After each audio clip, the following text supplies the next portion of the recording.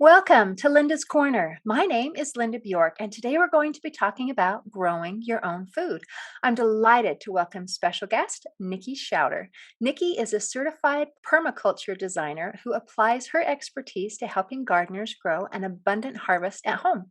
She and her husband Dave have been invited to speak at health expos, university symposiums, podcasts, and local gardening clubs.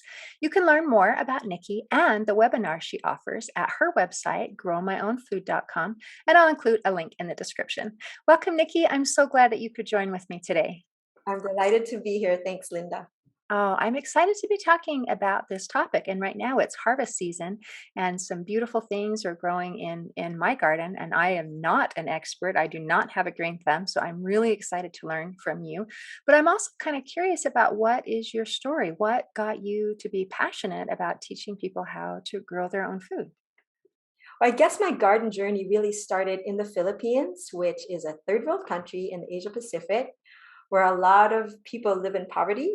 But at the same time, a lot of people are more joyful than I've observed here in America. At least that's what I've experienced. And back home, growing up in a country with a lot of poverty, yet a lot of rich natural resources, and seeing at that time in the 90s the threat of urban development encroach upon the land, I really had an environmentalist heart from the get-go. And I didn't know exactly what shape or form that would take throughout the years. I thought of becoming a marine biologist, but I'm a poor swimmer. And but my husband, he loves to scuba dive. But looking back, I think my earliest writings were fictional stories of development, like seeing urban development from the eyes of the national bird of the Philippines, the haribon, or otherwise known as the monkey-eating eagle.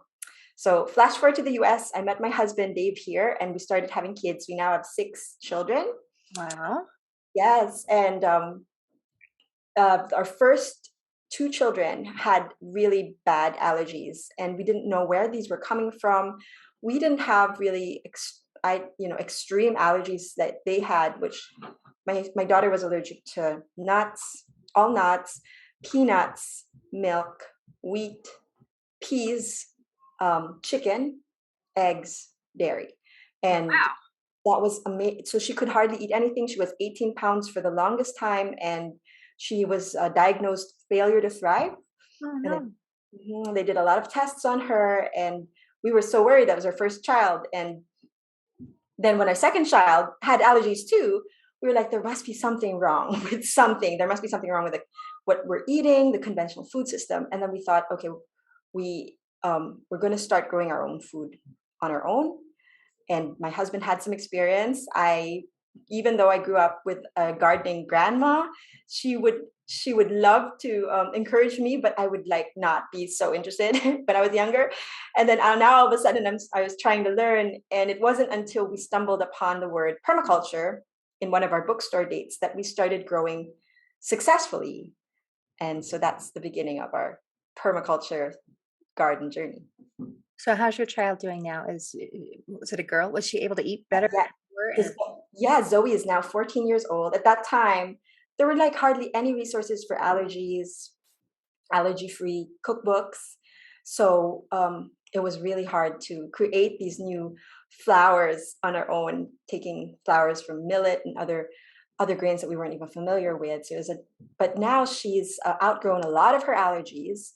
So the only ones remaining are the nuts, and then now she can eat almonds, and so can my second. He was allergic to fish, and now he can eat fish, but he can't eat nuts. He still has the nut allergies. And the rest of them, so that's when we started growing organic, eating organic. And of course, like, this is purely anecdotal, disclaimer, I have no scientific study. I just have my 6 kids as my guinea pigs. But the 4 others that came after them, they're allergy free, thank God. So Wow. Okay. So that's amazing. It is hard to keep children alive and to feed them even when they don't have food allergies. So to be able to have all of that compounded on top, you deserve a medal for having your kids survive. That's amazing. Well done. oh my gosh, Linda, you're so gracious. But I think I think there might be other parents out there that are experiencing some health issues, and that's where we were. That's where we turned to the garden. And thank you for your words, but I feel like it was totally desperation, and you're so empathetic. I Yeah, love it. You're such an I have some food allergies and it makes things challenging. So I understand. And I think it's so beautiful that you found a solution and now you're reaching out so that you can help the other people who are dealing with it. Because I know with some of the things that we dealt with, I felt like I was the first person, and when you find, oh, there is someone else and here's some suggestions and here's how to get started, it helped. It's just helpful. So we're going to talk about gardening, and I'm so excited to be learning about permaculture. But I would also like, if it's okay, to talk a little bit about why. I mean, how does this benefit? I mean, it benefited your children by helping them to be healthy and to be able to thrive, which is huge. But I think for most people, they just think, well, I can go to the grocery store and buy food. So why would I want to buy? I mean, why would I want to grow food? How does that benefit people, not only physically, but maybe mentally and emotionally and financially and spiritually, even? Yes. We definitely started out first dabbling into gardening because of our health issues. But that quickly led us to find more joy. As the more and more we grew, the more and more we understood how connected that connection between the land and your gut. This, I often say the soil is like your gut because there's an ecosystem below ground that supports the ecosystem above ground, and there's an ecosystem in your gut that supports like almost your whole like health, your health, the health of your body. And permaculture, which is a design science based on observation of nature, we found that it was an extremely holistic approach to looking at your plants, your animals, yourself, your diet, your home in design. So it's more than just permaculture itself. That term is like an umbrella term for organic gardening, for regenerative agriculture, for composting. But we use its principles. It's more than just gardening, but we use its principles first in the home garden, and then it slowly seeps into our daily living. As we bring home the harvest, we have to learn how to can it. Everything is connected to everything else. And in permaculture systems, we start to recognize that nature has patterns, and that we try to mimic those patterns, and those natural patterns are god given.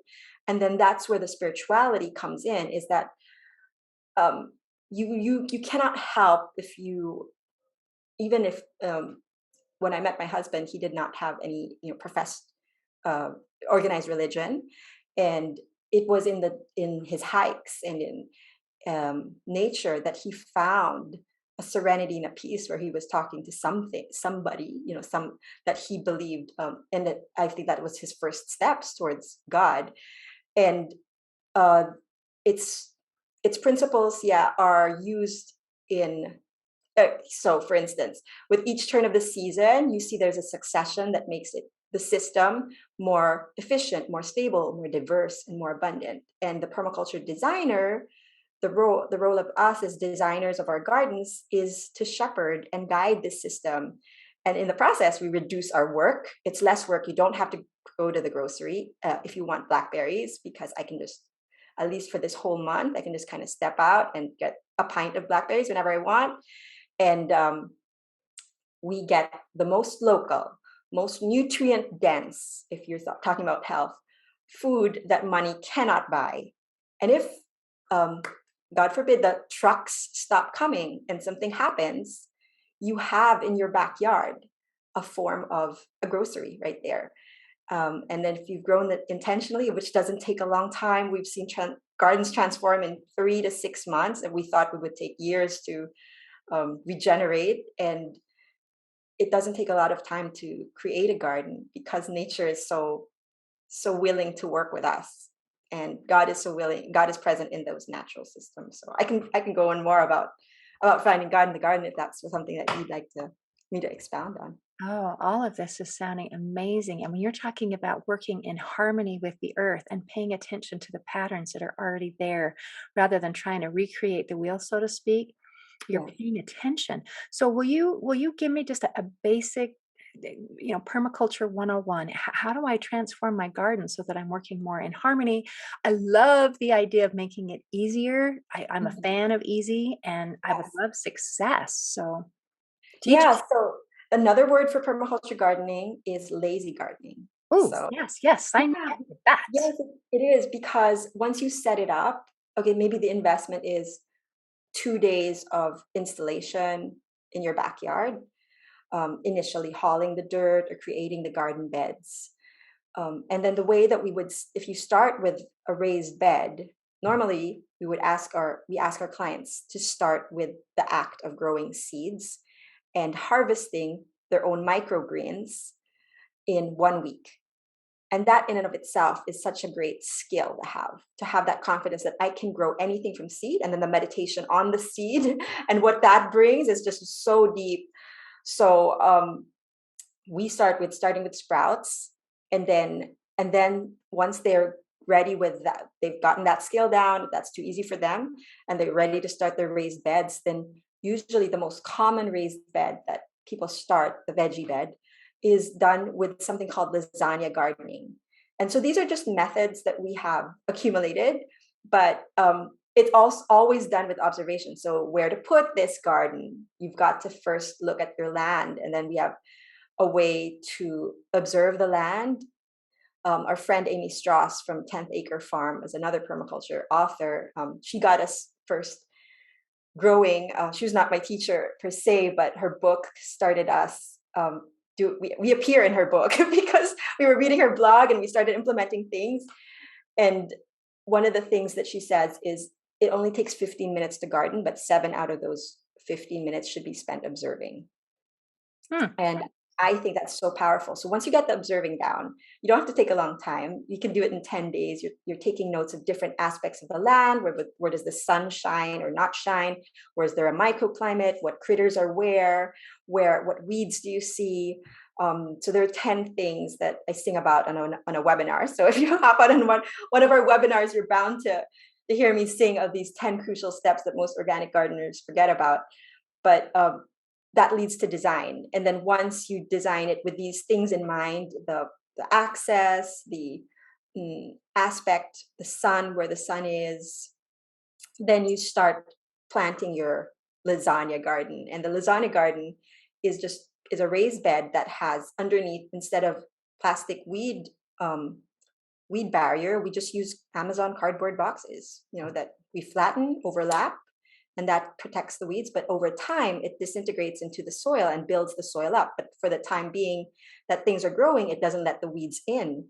And true enough, I don't I only install gardens every time I install a school garden nowadays. And we did one with school kids last March in our local Title I schools, and um, and I get surprised how easy it is not to have weeds, because we didn't go back until July after school closed, and then the principal was like, "I'm so sorry, we didn't weed." I'm like, "There's no weeds. The only things that came up were the things that we planted, and the things that didn't come up were they just died. But the things that died, but there are no weeds. It was just a lasagna garden and I can send you the link to that blog as well, and how to build it, and a video on how to build it as well is Amazing. a great way to start. I love no weeds. So that makes it easier. Just you don't have to pick weeds because there aren't any weeds to pick. Yeah, but it all starts with that design, just starting that design, and that laying down that weed barrier and the layers of soil and compost that go after it into your lasagna garden bed. And yeah, that's So I'm it. assuming lasagna garden bed means that you're not worrying about tilling everything in. You just put a layer of Yeah. this and then a layer Yeah. of that and then a layer of this. And then when you get to the top, then you just plant your seeds and you're good to go. Yes. You plant your seeds, and then the last layer we put is straw, just to make sure there's no evaporation during the summer, and that keeps the soil a little warmer during the winter. But yes, and the layers don't really matter as long as there's compost somewhere in there, and there's like some sort of a soil, this crumbly, good, soil that's in there as well. What does matter is if you could introduce, that's why the compost is important, the microbiology, or the that ecology that would promote abundant growth. So it, like I said earlier, that ecosystem below ground that supports the ecosystem above ground is crucial. So if you have the composting bacteria, that the compost is usually made of good bacteria, earthworms, um, but beneficial fungi, which 80% of fungi is beneficial, but because of the pesticide industry, we've probably been trained to think that most fungi that we see is bad, but 80% of it are in some mutual beneficial relationship with your plants. So cultivating that life in the soil comes from just setting, putting that compost in there, and maybe putting your food scraps in one of those layers as well, underneath, so the rodents don't get to it, or nothing can sniff it out. But yeah, once it's set, it kind of dissolves into the soil, becomes the soil. The earthworms do the work for you and round things out. In the first year, your bed is kind of wonky. You're not quite sure what's going to grow, or whether you've done it right, because everything's trying to balance itself out. But the next year, it gets better and better, and it gets better as you sort of amend the soil, and depending on what you grow as well. So as the seasons go, we grow with the seasons, as nature dictates. As the the fall crops are we try to put nitrogen rich crops, which are legumes, in each of the seasons, and that always feeds nitrogen back in the soil. The thing that promotes abundance into your soil really is the plants that you put in. So as they die, we don't pull them out and yank up and disturb the root layer. We try to just chop and drop them. Now, if you're starting with soil that's super compact, then yeah, the first year we just we'll try to decompact that without the use of a rototiller, in a very manual way. Like sometimes we use pickaxes, and sometimes we'll use broad forks to just wiggle the soil out and aerate it. But as soon as we do that, we inoculate or introduce those life forms that are beneficial for the soil. Like, I hope- you buy worms, or do you find them Yeah, someplace else in we the buy. garden? If a place doesn't have worms at all or compost, then we would buy worms and put them in there. Or mycorrhizal fungi is another thing that we put in there. There's some nitrogen fixing bacteria that help the roots. They're associated with the legume plants, and they have a symbiotic relationship with legume plants. And these are Frankia and Rhizobium bacteria. And so you can purchase these. These are like Endure, I think, is one product, N/Dure. If your soil doesn't have that, but if you have beans growing in there, yeah, that would help too. That's the science behind the cover cropping that happens in the fall to the winter, when you kind of leave um, your land fallow in a way, but you cover crop it with these green legumes to promote more nitrogen in the soil, and also carbon, because some of them aren't legumes and they just grow and then they winter kill. So they're killed by the frost, and then they become part of the carbon in the soil, and the roots build that soil up. So Wow, that's amazing. Okay, so there is a whole lot that I don't understand that I am going to have to learn. So, can you just learn line upon line? I mean, or do you have to do the whole thing right from the beginning, or you're toast? no, I think the first step really is to hop on one of our webinars, honestly, and then start from where you are. Like if you're already starting a garden in your backyard and you've already been growing and you're confident with that, then um, I would say hop on one of our webinars first and see if that might not help you design your garden. We also have monthly, the topics change from every 2 weeks, and every month we have a planning webinar, depending on and it's seasonal. So whatever the season calls for, that's what we'll be talking about in the monthly garden planning webinar. And on there, we talk about, okay, what should you be doing in your garden this month to maintain, to harvest, to sow, or to fertilize. But I think you learn as you go. You learn as you go, as you grow more, you observe more, and then you learn more, then you apply. And at the end of a year, you can. I think the key thing is really to observe and to take notes and to learn from that reflection as to what the land is telling you to do. And sometimes one of the advices that I give the clients is to not forget to put a chair in a comfortable place in your garden to encourage you to just foster that meditative spirit and meditation, to look at your garden, to appreciate the abundance, and to see what it needs for you to do for the next season. Wow. And if you need help, then that's what our GIY program's for, is we get to consult with you once a month. And if you're stuck, we get you forward. We find solutions to whatever it is that, rodents or bugs or pests or disease that you might not have encountered before. That is amazing. Okay. Wow, beautiful. So when you know what you're doing, then other things become easier. And I love the idea of putting a chair in the garden and watching.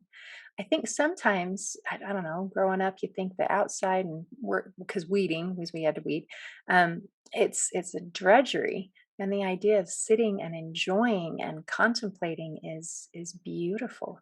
Now, some of the things that you're suggesting, a lot of people don't have a yard, or maybe they have an HOA, or they have, kind of a situation.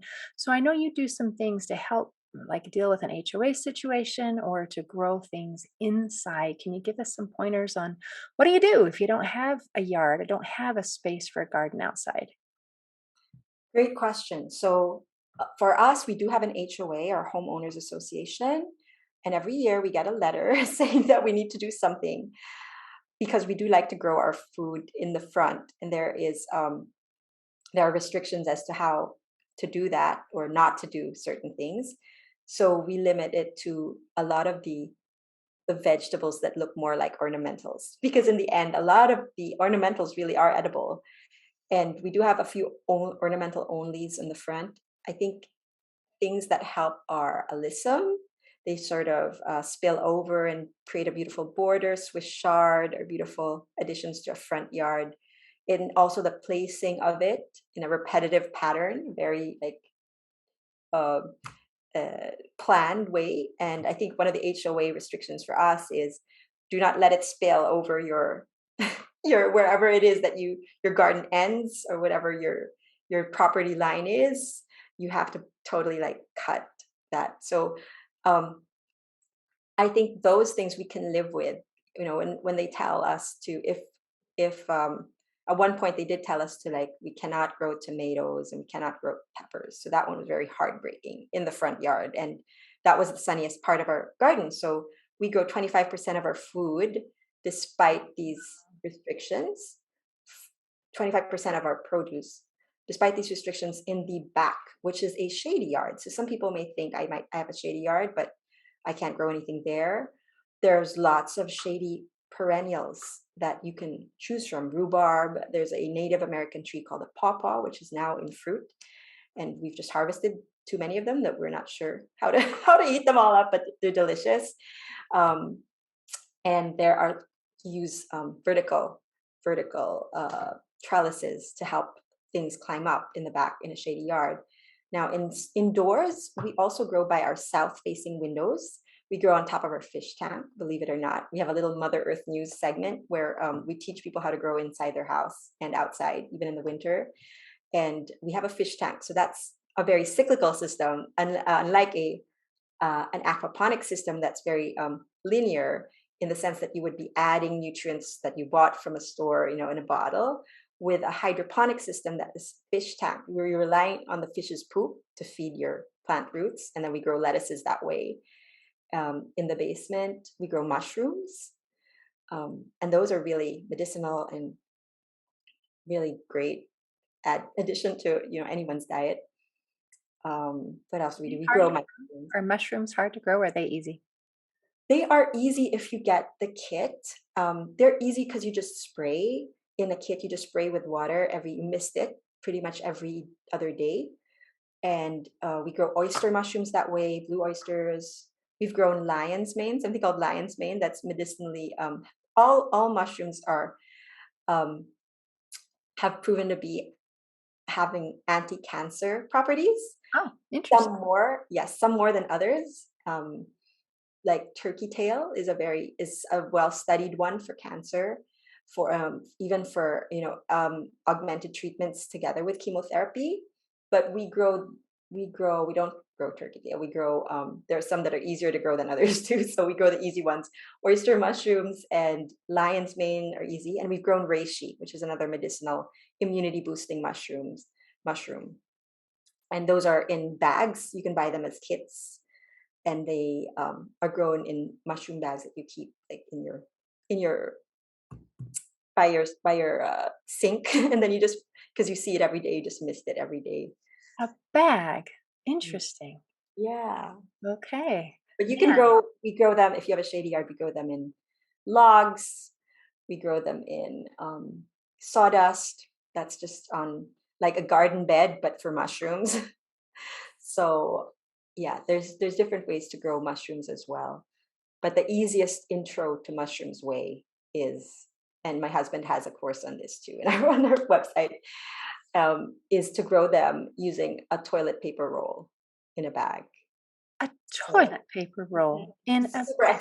yeah, super accessible, super accessible. Okay, I'm pretty sure we have some of those on hand. Wow. Okay. Well, I'm definitely going to have to check out your website. That is amazing. Now, as I'm listening to you, it's like I want a tour of your yard and your house and to see where you fit all of this stuff. That's amazing. And Well, it's you're the producing summer now, so they're all right, outside on our deck. But right. come winter, everything's inside again. It's all plants. So, do you have things that you take outside in the summer and then bring in the winter? Yes, our banana tree, our moringa tree, our what is it? Our ginger plants, our turmeric. Um, what is it? Mostly our trees that we try to nurse, even though we live in a townhouse and we're dreaming of moving to a farm. So please pray for that because we would like I think you deserve a farm, Nikki. I think you yes, please pray for that. Like I'm just we're big garden. So how thank big is your yard then? If you're in a townhouse, I would imagine not very large. like I would say I always ask my husband this because I forget. So the property is like 1,600 square feet. And of course, less than that is where we grow because it's the backyard. But when we calculated, it's like 140 yes of an acre. 140 an acre. Wow, and you're able to produce a quarter of your food, your fruits and vegetables that you eat. And you have Yes, all of those trees. Wow. Well, I'm glad they're portable because when you get your farm, you need to take all those with you. that's what we're trying to do is like keep them alive until we can move. But that's funny because our banana tree is our Christmas tree because it's huge. So when it's winter time, then you have to kind of take up less space in the house because there's plants everywhere. Yes, yeah, there is plants. And some of them like we'll just have to. I'm sorry, we can't take all of you in, so we just have to sacrifice. Oh, Um, darn. yeah. That is amazing. Okay, and you have 6 kids and you homeschool and you run this gardening business and you do all of these things and you're happy and joyful, so you're enjoying what you're doing. That is amazing. Absolutely. I appreciate so much visiting with you today. I've appreciated learning from you, and it has just been enough to whet my appetite. And there's so much more that I need to learn. But thank you for being here with me today.